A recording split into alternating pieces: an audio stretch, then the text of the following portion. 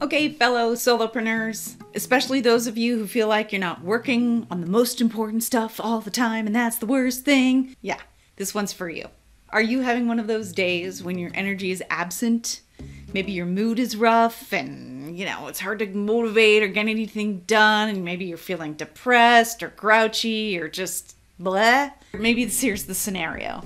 You've done it all right. You've captured all your to-dos, you've organized them on beautiful lists, you've chosen your most important things to do today, maybe even you scheduled them and you got it all laid out, but then you wake up in the morning and you're like, nah, no, ugh. You don't have the energy or the will for any of it. Some people say that this is the moment to tap into your bigger motivation. What's the why behind your to-do list today? What's that why that drives you forward? Tell me about your business and what it all means. Does that work for you? Let me know in the comments below. It doesn't work for me. In fact, I kind of get all jumbled up and sometimes even start questioning my why, especially when I'm thinking negative thoughts that often accompany low energy days. How important can my why be if I don't care about it today? Or you're lazy, or you should just set your sights lower, your ambition is useless, etc., etc. Try this instead.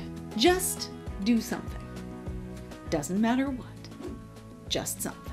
Now, here's how I actually approach it in these times. I go back to my to-do list, but the broader list, not today's list. If you have a someday maybe list, we can talk about someday maybe lists in another video. Now's the time to pull it out. Anyway, I scan the lists for tasks, taking a quick moment to consider each one. I'm looking for that little spark inside me that says, oh, this wouldn't be totally awful. Or, oh, yeah, I could do that. Or maybe even, oh yeah, that sounds like fun. When you come across one of those, dive in and do it. Don't do the most important thing. Don't do the most urgent thing. Don't do the priorities. Just do. We're looking to shift the energy here. Find that little spark and get moving. Because it is in the doing that motivation arises. You show up and motivation will too. Sometimes it's just a little late to the party. Let me pause here and say that this is one of those times when having a meditation practice can help your productivity. I found that my meditation practice, as it continues, I get more able to detect those signals that say, oh yeah, let's do that one. There are all kinds of, indirect benefits to meditation. Many, many.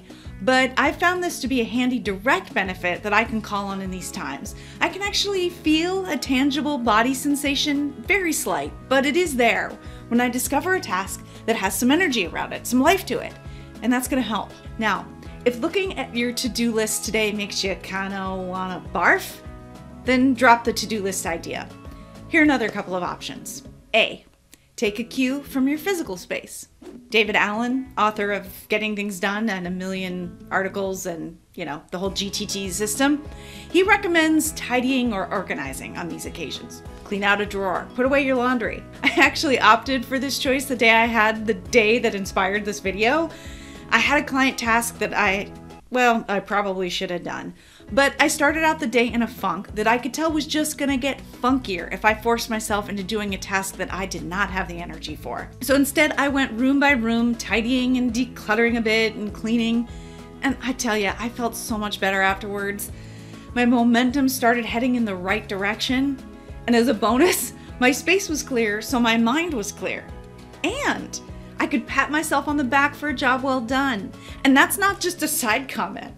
Amplifying the good feeling you get from doing something by taking a second to celebrate the win juices up the win and amplifies the motivation. Yes, you did it. There's another thing you might play around with if you're like, no, my to-do list makes me want to barf today. Go into brainstorm mode. Think about any project. You might have an inkling of an idea or an idea of an idea, maybe a vision, a new product line, a whole new venture, something you've just been wanting to play around with. Just sit down and play with it. Draw, mind map it, make a vision board, anything that will get the juices flowing and develop some energy. And you might guess, I actually also opted for this one on the low energy day that inspired this video. I ended up writing the outline for this video that here I am filming a few weeks later. So all of these tricks, just do something. tidying or organizing. Go into brainstorm mode. It may actually trick you into getting back on track with today's previously scheduled tasks. But if not, it's okay. You can always adjust. I'll have another video about adjusting your schedule for unplanned interruptions. They happen constantly and for a million reasons, and this is just one of them. Now, if you must do the most important thing today, even though you feel like crap and you want to crawl in a hole and pretend you don't exist, do that one thing, but set a timer for the most ridiculously small amount of time, like 6 minutes, and then take a stretch break. And then do 6 more minutes, and then, get a glass of water, and then maybe 15 minutes, and then do a celebratory dance. I did 6 minutes, plus 6 minutes, plus 15 minutes, woohoo! I don't know, do 6 more minutes again. Obviously, there's no exact formula. We're just trying to sneak up on it. Whatever gets you building momentum and inching forward.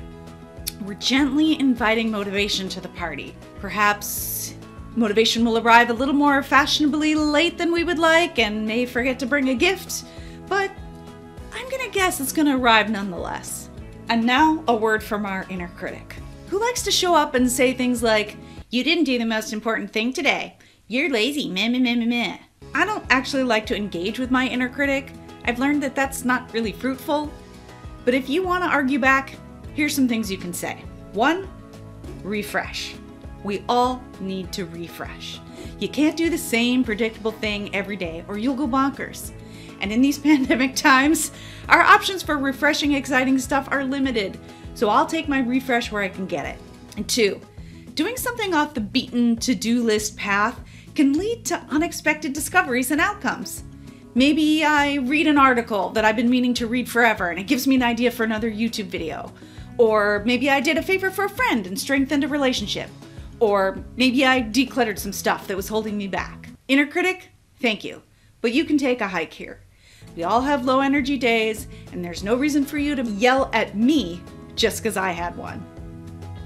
Now my inner critic is super loud and I spend most of the time working on that. But maybe for you, doubt is what shows up. You may lose heart and think that because you didn't have energy today, that you have the wrong life.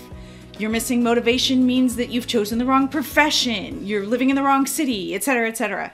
Now, those may be true, but in my experience, the bigger truths, the ones that are really important, they keep coming back to you in more profound ways. A single low energy day slump isn't enough of a reason for a big change. It just means that your energy fluctuates, like it does for everyone. Low energy can be accompanied by negative thoughts, but you can just let those float on by. They're just thoughts. Only thoughts. Or maybe you like to catastrophize. I used to do that a lot. Like, my low energy day means that I will never have energy again. What will I do? Well, we all know that that's just not true. And the trick is in just taking a second to remind yourself of all the ups and downs you've had over your lifetime. Things change, they go up, they go down, they go sideways. It just is what it is. You can remember that old piece of wisdom, the only constant is change. Yeah, everything changes all the time. There's a wisdom in recognizing that and knowing that you will change again. Your energy will shift again. I guarantee it. If you're having a lot or even a little bit of negative self-talk around the existence of a low energy day, whether that's critical or doubting or catastrophizing, I invite you to take some self-kindness into the mix. You might pause and give yourself the 3-step self-compassion formula from Kristen Neff. First step, simply recognize. Oh yeah, this is what a low energy day feels like. Step 2, connect to the universal. Oh yeah, lots of people have low energy days. Shout out to my low energy fellow solopreneurs out there and my buddies. Yeah. And step 3, say something kind to yourself. Oh yeah, low energy days can be hard. I know. So there you have it. Once I started with this approach to my low energy days, my slumps got shorter and less, well, slumpy, not as unpleasant. My approach to handling a low energy day that inevitably arises, especially for my solopreneurs out there who have to self-motivate all the time and sometimes get caught up in the trap of insisting that they have high energy all the time, well, I hope what I've shared today works for you. One caveat before we go. Sometimes you have a low energy day and get in this slump because you haven't rested enough. Rest is super important, and if we don't rest, we will burn out. Straight up. So please, rest when you need to. And if you need to rest, forget the tricks I told you today and just go rest. Okay, that's it.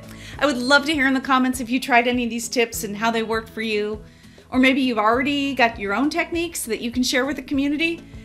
Thanks so much for watching. I'll see you next time.